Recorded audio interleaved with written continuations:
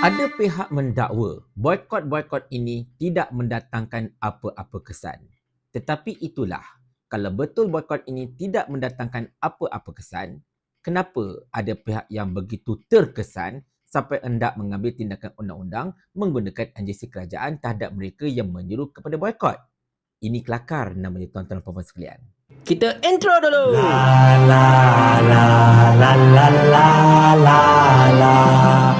Assalamualaikum warahmatullahi. Macam biasa, setiap kali serangan berlaku ke atas Palestin, pastilah kempen boikot ini akan berkumandang. Sebenarnya kempen untuk boikot ini tidak bermula sejak 7 Oktober hari itu. Bukan juga bermula sejak 2-3 tahun lepas. Sebaliknya kempen boikot ini telah dimulakan oleh satu tim daripada orang-orang Palestin, satu civil society Palestin sejak tahun 2005. Dan kempen ini memang betul-betul dapat traction yang sangat-sangat luar biasa sampai pihak Israel terpaksa melobi kerajaan Amerika Syarikat berjuta-juta dolar untuk kerajaan Amerika ini mengenakan apa-apa saja tindakan untuk menghalang kempen ini daripada berleluasa. Sebab laporan daripada RAND Corporation yang menyatakan dengan jelas hasil daripada kempen boikot ini pada tahun 2015, Israel telah kerugian lebih kurang 4.7 bilion dolar US, which is itu baru tahun 2015. 2016 tak cerita lagi. 2017, 18, 19, 20, 21 sampailah ke tahun ini. Dan jumlahnya semakin meningkat saban tahun. Sebab itulah mereka cuak dengan kempen boikot ini. Nampak macam tak berkesan. Dekat Malaysia ni pun kita tengok orang Malaysia macam hangat-hangat teh ayam. Tetapi dekat luar negara, tuan-tuan dan puan sekalian, kempen ini sangat-sangat luar biasa dan kita dapat lihat momentum yang begitu dahsyat pada ketika ini. Kalau anda dapat perhatikan video-video boikot inilah, dan mereka bukan sekadar boikot, mereka siap buat bantahan depan McDonald's sebagai contohnya dekat luar sana. Dekat sini pula, memang kita tahu banyak entiti-entiti negara kita ini sama ada telah dimalaysiakan ataupun telah terpisah secara tidak langsung dengan entiti mereka dekat US. Tetapi oleh kerana mereka ini masih lagi menggunakan jenama-jenama daripada US tersebut, maka secara tidak langsung mereka masih lagi membayar royalty.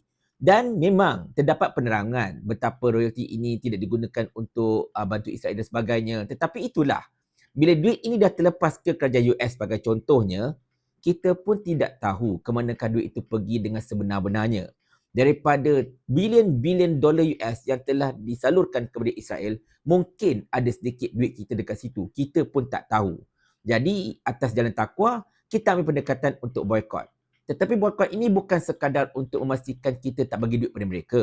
Sebaliknya, untuk memberikan tekanan sebenarnya kepada koperasi-koperasi ini, kepada syarikat-syarikat ini, untuk mengadakan satu corporate will, memberikan tekanan kepada induk mereka supaya jangan mengambil pendekatan menyokong genosid. Itu yang setepatnya. Bukan kita nak musnahkan perniagaan diorang sangat. Bukan kita nak pastikan diorang gulung tikar. Tetapi nak bagi pressure supaya mereka kata, oh, apa yang McDonald's US buat sekarang ni menyebabkan aku punya income dah drop. Jadi aku kena sound diorang, tolong jangan sokong genosid. Tolong condemn tindakan McDonald's Israel yang bagi burger percuma kepada tentera-tentera mereka. Itu yang kita nak. Dan kita nak mereka juga bersama-sama bersolidariti mengeluarkan kenyataan mengutuk keras tindakan genosid Israel. Benda-benda yang tidak dibuat sampai sekarang oleh mana-mana McDonald's, termasuklah McDonald's Malaysia, sefaham dan juga setahu saya.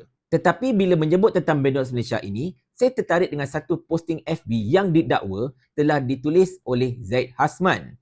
Di mana Zaid Hasman ini telah menulis, pihak McDonald's telah berjumpa dengan beberapa pihak di kerajaan Malaysia, termasuklah SKMM, dan beberapa tindakan tegah dirangka seperti hendak mengambil tindakan di bawah akta hasutan terhadap 60 individu yang didakwa telah menyebarkan fitnah terhadap McDonald's Malaysia. Zaid Hasman ni siapa sebenarnya? Rupa-rupanya, lepas saya buat sedikit carian, Zaid Hasman ini adalah merupakan Chief Technology Officer kepada McDonald's ataupun CTO kepada mereka, Ketua Pegawai Teknologi. Secara asasnya, Zaid Hasman ini memang ada hubungan dengan McDonald's lah.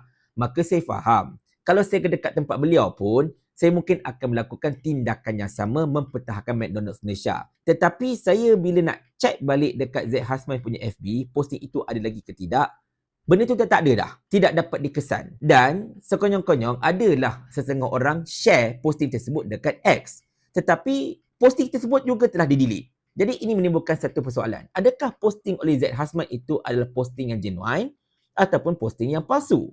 Jikalau posting yang palsu, Maka kita tak boleh kata apalah ada orang telah menyalahgunakan nama Zaid Hasman. Dan perlu saman orang yang telah share status-status tersebut sehingga mendatangkan kekeliruan. Tetapi andai kata kalau posting itu betul dan laporan yang diberikan oleh Zaid itu betul, soalannya lah kenapa dia mesti delete posting tersebut? Kenapa posting-posting berkaitan dengannya dekat X ataupun mana-mana platform juga telah dipadamkan, diturunkan dan sebagainya? Adakah maklumat yang diberikan itu tidak betul? Ataupun mungkin ada arahan pihak-pihak tertentu supaya jangan beritahu apa-apa. Jangan pecah lubang. Kononnya lah kan. Itu kita tak pasti tuan-tuan sekalian. Tetapi saya tahu memang ada ura-ura pihak McDonald's hendak mencari siapa yang tanpa advocate untuk boycott McDonald's ini dan mereka hendak mengambil tindakan. Benda ini tuan-tuan sekalian, kita ambil pendekatan kalau benda ini betul lah. Bagi saya lah, jikalau McDonald's Malaysia sebagai contohnya mengambil tindakan tersebut, mereka sebenarnya tengah menggali kubur mereka sendiri. Sebab apa? Sebab rakyat sebenarnya tengah marah dengan McDonald's. Rakyat Malaysia terutama orang Melayu lah. Dan mereka mengharapkan McDonald's mengeluarkan kenyataan yang lebih keras untuk tidak menyokong Israel, tidak menyokong genosid dan sebagainya. Dan juga cuba untuk severe ties dengan McDonald's Corporation US. Tetapi mereka tak berapa buat macam itu.